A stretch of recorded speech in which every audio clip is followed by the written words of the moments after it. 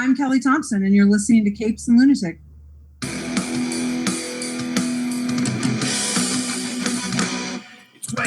Hello and welcome to Wade's World, the Deadpool podcast, episode 55. We're cruising. It's the one we've been threatening, and if you listened last week, you know which one we're talking about. I am Phil, and joining me for this upside down madness is... It's Hellfire, y'all. What is up? What is up? What is down? What? Yeah. If you like random nonsense and on the edge humor, this one's for you.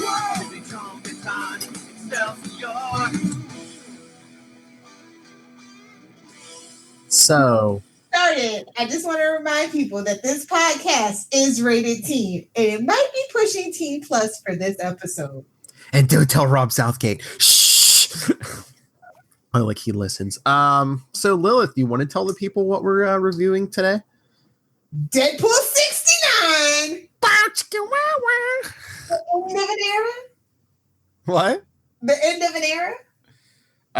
Yes, and the start of something different. All new and all different. We'll have to open it. So we'll get to what we're doing next, but with every episode, the next couple episodes, we'll have to do this every episode. Definitely. Because we're totally derivative, and I'm okay with that. So this is kind of like a weird issue. It's almost like this shouldn't have been the end of the Deadpool run. It does seem kind of weird. I remember reading this, and I'm like, is this the way Gail had planned it all along? Because again, this is another Gail Simone. Is this the way she planned it all along, or did she run out of time? I didn't know. Comes on for her interview after many arm twistings and fans telling her she should. We can ask her. Oh yes, please, Gail Simone. Yeah, I feel like she had a different vision, but it just wasn't meant to be for some reason. It's like, it seems like maybe she ran out of time. So was it a giant coincidence that she ended this on 69? It was Deadpool. They couldn't help it. I just feel like they.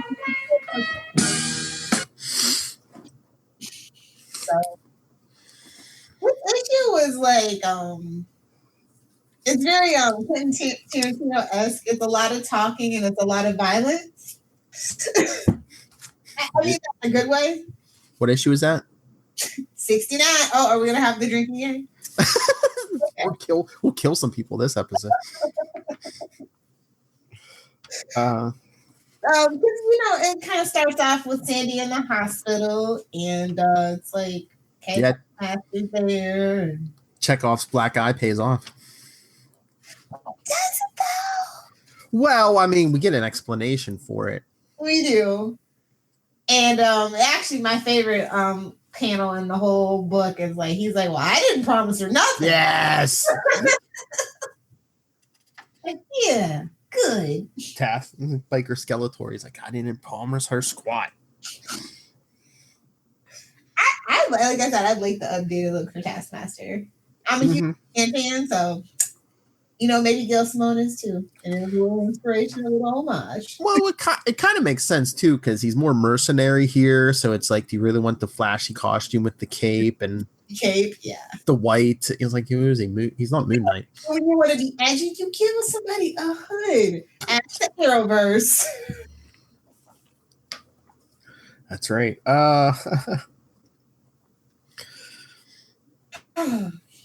Anyway, I enjoyed it. Like, I feel like I kind of want a Taskmaster Deadpool team up. Just for like maybe like a 3-issue maxi series. But it's like also like taking it from like this point of history and just having fun with it. It's very weird because in her arc they were like frenemies almost. But remember when we did the Joe Kelly stuff? What was it? Deadpool 2? Was it 2 or 3? Yeah, Taskmaster. He had to fight Taskmaster. Yeah. Save Weasel. Well, like that's the double-edged sword of comics, because it has so many different writers. I like seeing different people's interpretation. Sometimes it works, sometimes it doesn't. Mm-hmm. So yes, but yeah, it's just really weird because after the whole thing and beating up Sandy's boyfriend and whatever Taskmaster does to him, then he just kind of makes phone calls and says goodbye. no. Look, we acknowledge Siren. They were like, let's wrap it all up. Captain America, Bucky in a can. I guess Weasel, Wolverine, yeah, Cap, Blind Owl. No, I will not do that. I won't do that either. Sure you won't. Sure you won't. You disgust. She's like, you disgusting pervert.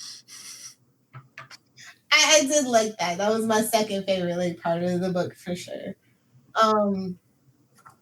Just unfortunate that it had to like kind of wrap up like this. Like with the Black Swan thing, it's kind of womp for me. I felt almost like it was a MacGuffin, if you know what I mean. Yeah, but the whole thing, I mean, I don't want to give too much away because, I mean, after this, we're going to do some, at least the Gail Simone Agent X stuff. So we'll skip some of the stuff she didn't do. But, I mean, the Black Swan thing kind of pays off towards the end of that.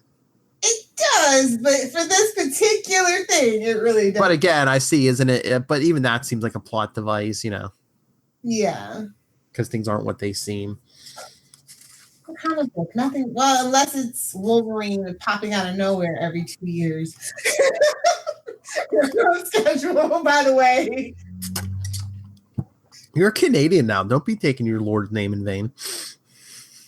That would be Ryan Reynolds, sir. He's America's sweetheart now. So that means he's officially 100% Canadian. Are you worshiping at the altar of Ryan Reynolds, though? I've always kind of been, though. I don't know about that. Oh, Mark Harmon can get it. Honestly, I feel like maybe Mark Harmon is Canadian, too. I kind of have a thing for Canadian people because Pamela Anderson was probably like one of my first crushes. Oh, hey now. So, I also like Caroline Rain. She was America's sweetheart for a while. You know, that aunt from Sabrina the Teenage Witch, and she had her own talk show for a little bit.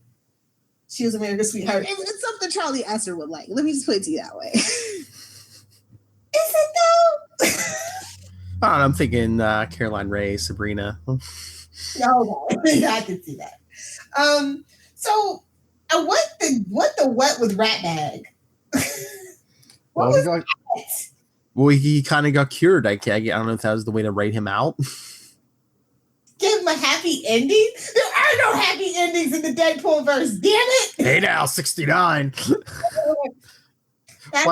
That's a wonderful start to something, not the finish. But that is so weird though, because I mean, unless Gail wanted to get rid of him, because I mean, he was another character created by her, just like Sandy and Outlaw, and they made it in the Agent X. I don't know why Ratbag didn't go. Yeah, that's what I was wondering. Like, maybe she got tired of it. She's like, maybe she's like, yeah, this joke's played itself out, and you have to figure out like crazy dialogue for him to spout every issue. Yeah, I could see how that could get tiresome. You already have to write for crazy Deadpool. You need another crazy person too. So yeah, I mean, basically the issue ends with Deadpool threatening to blow up Black Swan, and Black Swan's like, I'm gonna go into your head to get the code, and he's like, fine, welcome to my nightmare. That reminded me of the Constantine issue that we did a little bit. Yes. It was just like, oh god, it's everywhere. Everybody jumps into everybody's mind eventually. Mm-hmm. But so basically it looks like Deadpool kills Black Swan by shoving his head through the fireplace grate. He wrote it on his hand, bro. So then he's like, okay, now I can, he forgot the code, but he wrote it on his hand, which is still attached to the bomb, like across the room. I feel like the point that Black Swan was good with the sword was kind of like a little bit of foreshadowing too. Oh, yes. That whole exchange was really actually pretty long for comic books. You think it was really long with them interacting. Yeah, they might have needed some. They might have needed to fill in a page or two. But, yeah. I mean, not as bad as saying a Bendis dialogue. Like, why did you say that name? Bubble, bubble, bubble. Wait, where are the people? Oh, good Lord. And a little swear word from Yes. Superman. It's cherry on the poop Sunday. No! Oh, we'll get there tomorrow. Oh, yes. Bendis Watch 2018 continues tomorrow. Two more episodes of Bendis Watch. But no, I thought that this, when you look at it in the context of the continuation of Agent X, it's pretty good setup. But like I said, I just wish it would have wrapped up. Like they gave the farewells and stuff, and I thought that was pretty cool. But yeah, because basically the bomb goes off, counted down. Deadpool looks like he's going to get to the bomb, and then he gets that black page. Now that's funny. Then you get the blooper reel at the end. I know, it's just like, I'm so confused. This is so Deadpool, it hurts. I know. They should do it like the end of every Deadpool movie, like from now on, as far as I'm concerned. Oh, we said we're going to do some Agent X coming up here next couple episodes. You know what we could do?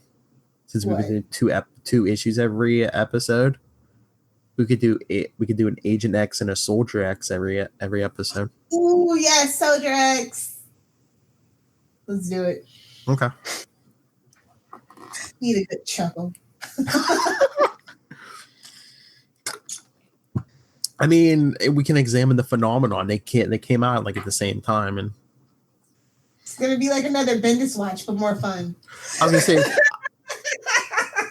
gonna say it might even out, because I was like, we could do 1 and 1, 2 and 2, 3 and 3, but I was like, but we're gonna skip some of those Agent X's. But then Soldier X didn't last as long as Agent X. So which I love how they shouted out like in the end, they were like, thanks for helping Deadpool stick around this long. What was the book that they called out that only lasted an issue and a half? Let's see. Oh yeah, dedicated to the creative teams who made Deadpool so messed up and entertaining, and to the loyal readers who kept Wade going when Speedball only lasted about an issue and a half.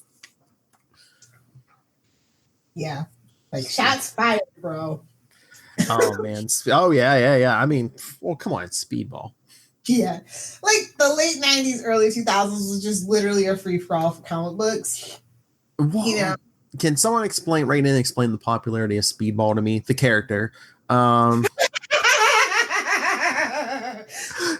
But I mean, I was just, because we even talked about this on the Quantum Zone, because like there was like a poll in like one of the Avengers books from 1989, like, who do you want to see as an Avenger? And it was like Speedball is on the list. I'm like, literally any other new war. Speedball that kept shoving it in everybody's face. Seriously. Well, come on, ask Speedball. Ask for Speedball. I'm just like, literally any other new warrior besides Speedball.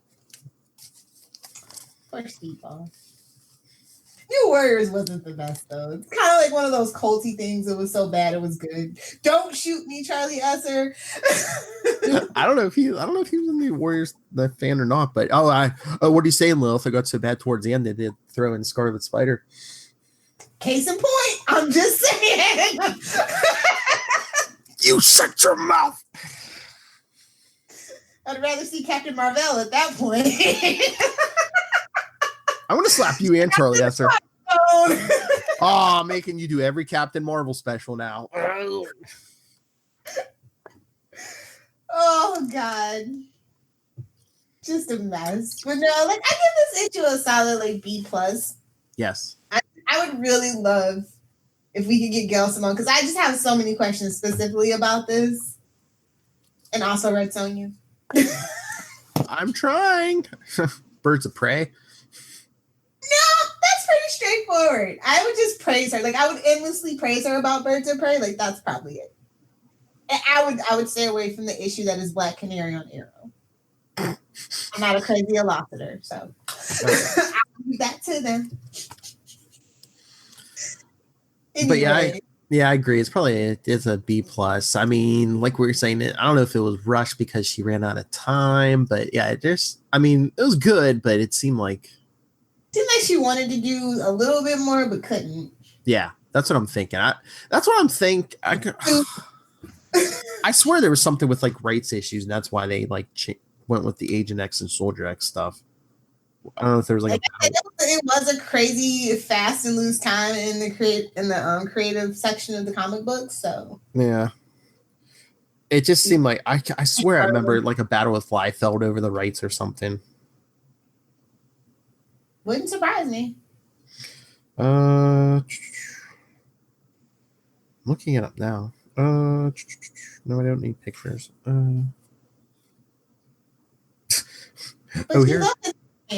Here's an article: Agent X: The Strange History of the Other Deadpool. Is that on CBR? No, Den of Geek. Oh, okay, that's a little more trustworthy. I didn't say. I can't find it. I'll look later. But no, Lilith, I didn't say. Like had it ready by the time we started discussing Agent X. Damn it! It wasn't CBR. It wasn't like the 7 best and 7 worst things about Agent X. No, it's the 7 best things about Agent X and 8 things that absolutely suck. CBR is just a shell of its former self. Sorry. But anyway, let's jump to our current book. Just came out last week, Cable 158. Ooh, it's been a while since I read like modern day Cable. I'm just saying. And I think it was like 260 or something. Like I'm not even gonna lie. Well, it's kind of weird too, because like this arc, it's been showing him at different point. Like this, I didn't even like read anything before. Like I just jumped right in. And I'm like, well, it kind of is a one shot because like the arc is like this villain's been like popping up in different points in Cable's history. So like each issue's been like a different point in Cable's timeline. Like remember a couple issues back, I was like, oh look, Nate Gray, there's Nate Gray in one issue. Yeah, now this one was like, what's this say? I think it says this takes place right after the original X-Force number 2. It's kind of weird because it gave me like this like old school TMT vibe with the artwork. Well, besides in color, but yeah, like I don't know, it's just something about I really enjoyed the artwork. And kind of did get a version of Domino. They got to set that up and work on that up. Yeah, but yeah, the story was weird, but I was like, I just jumped in and I'm just like, oh, it's Cable. It's always weird. It's basically like a techno-organic villain. Like I said, he's been popping up in like different points in Cable's like history. Because I guess I don't know. When Cable was younger, this thing blames him for doing something. They really haven't explained it yet. Oh, okay. Because I felt a little left out. I was just like, well, at least the art's good. So you at least enjoyed it on some level? Yeah, like I said, like I just jumped in. This is definitely not like a jumping on point, I don't think. So if you had me curious, I might go back and read a couple of previous issues, but I'm not like worried about what happens next because I feel like it's going to be a number 1 in like 3 months because they're always restarting number 1s with Marvel now. So I do know they said it is ending. I don't know within an issue or 2, but I'll be back for the next number 1. Yeah, it's coming. But yeah, I think they even said it when they started this arc. They kind of knew it. The end was coming. That's why they do it. I hate that numbering system that Marvel's going for now. Like I just hate it. I'm sorry. What the legacy? Like every time you have a new year, you have to have a number 1. Like they went back to the legacy numbering, but now with the stuff they've rebooted again, you get like a big number 1 on it, and then you get the legacy numbering in little underneath it, so you're kind of getting both numbers. They're trying to pander to everybody. I remember when WWF, yes, I'm a little bit old, absorbed WCW, and everybody sucked for it. I'm just saying, and ECW while they were at it. Everything sucked for the worst for like a good 4 years after that. That's all that I'm saying. Tell us the tale, Grandma. Both worlds. Doesn't work. You're supposed to be able to have your cake and eat it too, but this world's not fair, man. You got to double down on something. Be like DC, double down even though it doesn't work. Because that's what we did back in my day. That's all right. At least Charlie Esser's in here to like cry about Andre the Giant. Oh. The greatest turn. Greatest heel turn. Oh. We don't shout out Charlie Esser. We shout out Tristan. Come on, get with it. Hi, Toxic Gamer 13. who you can follow on YouTube.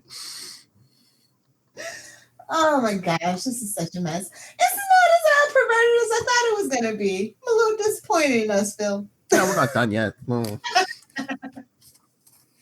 I think. Well, if you listen to our last episode, I think we blew half our jokes on that episode. I definitely think we blew our load on the previous episode. Definitely Blew our load on our 69. That's what we do, man. We're the redheaded stepchildren. The award-winning redheaded stepchildren. Oh, you worked it in.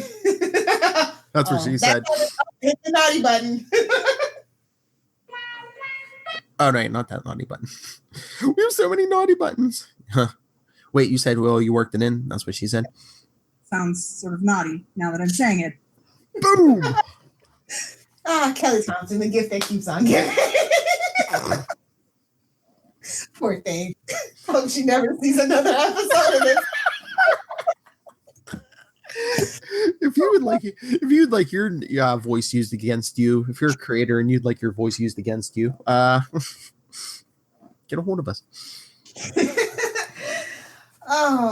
What do you think they're gonna go with cable though? Like, I'm interested because people are have a renewed interest in cable. So are they gonna like moviefy him like they did the Deadpool? Well, that's what I'm wondering if is he gonna get his own series? Are we gonna streamline his backstory finally? Maybe, or are we gonna get? I mean, they're doing some weird thing where they're doing some kind of like like Carol Danvers or like origin story. It's like, I guess it's a mini series. I wonder if they're gonna do the same thing with kind of like with Cable. Maybe give him a mini series to like flesh out that origin. For the movie, is it like those weird like whatever prelude to whatever Infinity War stuff? Maybe, I don't know, but I don't ever know what's going on in my maybe they'll give him a mini series to like, update that origin, and maybe they'll have him like guest star in like Domino and Deadpool. And then watch by the time the fall rolls around, watch he'll get like a new number 1 or something. Maybe time for the Blu-ray release of Deadpool 2. That's coming up quick. When is that? I mean, I'm assuming like it's like 3 months is like tops for Blu-ray now. Well, I'm trying to remember. I think Infinity War comes out in August, maybe. The Blu-ray. So, well, they're saying the digital was, I think, the last week of July, so they were assuming the Blu-ray was going to be in August. So yeah, they usually drop a week before. So Deadpool 2 could be like what, probably August or September. Yeah, I would wait for September. Wait for everybody to go grab their multiple copies. Since everybody would go see it like 80 million times, I'm assuming people are gonna have like some limited edition stuff to put on there because it's Disney. That's right. Go get your copy of Infinity War. Oh my God! So we haven't talked. Was so big, Thanos had to snap twice. We haven't talked since the merger was official. Oh yes. I guess it's somewhat of it's a done deal. I'm assuming they accepted the offer. I kind of knew it was going to happen because I mean, like I said, I think on Capes and Lunatics, or maybe Super Connectivity. Yeah, Comcast isn't a big thing, but there's nobody except for maybe Apple who can like outspend Disney on this planet. Really want to deal with them. If you kind of read between the lines, they just didn't want to deal with them. I mean, at all. So, well, I think what Charlie was saying, I think the back end deals might have been a little bit better on the other side. Is what happened. Well, yeah, I think Disney was that's what I think Disney was offering some kind of thing. Like they could have gathered up even more cash, but in the end, they negotiated back the end. And I think Disney offered some of them more stock in the long run. That's going to pay off more. Yeah. So I mean, we might be getting a better Fantastic Four movie. X-Men. Wolverine can finally be an Avenger. Yay. Phase 6? Calling it? Oh, you know what you want. Storm and Black Panther. Oh, I told you that is how we're reintroducing the X-Men. That's the thing I'm so hyped for. Nice. Like, yes. I don't know who I want to play Storm though. I know they're probably going to get rid of all those kids now and start from scratch. I mean, I know they like getting big names, especially over there at Disney for the Marvel stuff, but I don't know. Sometimes if the name's too big, it kind of takes me out of the movie a little bit. Sure, I feel like Robert Downey Jr. was like the biggest name that they had. Yeah. I mean, I knew Chris Evans from other stuff. Scarlett Johansson. Movie. Come on. What? Cheesy Sebastian Stan, the witchcraft story for boys and Gossip Girl. Like, come on, don't. Well, Chris Evans was just weird because he had been the Human Torch and then he was Captain America. Well, he's been in a lot of other comic book movies too, so you know. Yeah. But yeah, like he was like kind of like low level. Like, let's be real. Before Captain America, he was like C-list. Like let's not even. Like I said, I think Robert Downey Jr. was like, well, no, outside of Ed Norton, which he doesn't count anymore. I think Robert Downey Jr. is definitely the biggest name that they got. Oh yeah. Outside. I think they're gonna start from scratch, and they're probably they might even mind some of the Disney Channel kids. They really do like doing that cross promotion stuff. So I'm interested to see what happens. I'm interested to see what the next Deadpool movie looks like, or the X-Force movie looks like. Yes. Now I wonder if are we even going to get like Dark Phoenix or any of that or New Mutants? Are they just going to say, oh, you know what? Let's just retool this stuff. I mean, it's been shot, but it wasn't on their dime at the same time too. So yeah, maybe they just like released it straight to DVD. Plus, I mean, now that you're under the Disney banner, I mean, look, they reshot almost the whole thing of Solo. So, well, look how that worked out for them though. Now they're not making any more Star Wars movies for a while. Poor Lando. We were gonna get Lando, and they're just like, no. Yeah, but I think it would have the opposite effect if they're like, oh yeah, we're taking this Fox movie and Disney's gonna reshoot it. They'll be like, oh, people might be like, oh, thank God, it's gonna be better. I don't know, man. X-Men are tricky no matter what studio banner. Oh yeah. X-Men wouldn't. I don't think that X-Men would work under the Russo brother banner kind of aesthetic. That's just my personal opinion. Well, I mean, you bring in someone like I'm not James Gunn, but someone like that who's not the Russo brothers, but they can still play in that universe. Yeah, I don't think they have anybody that can play in that universe right now for X-Men. Yeah.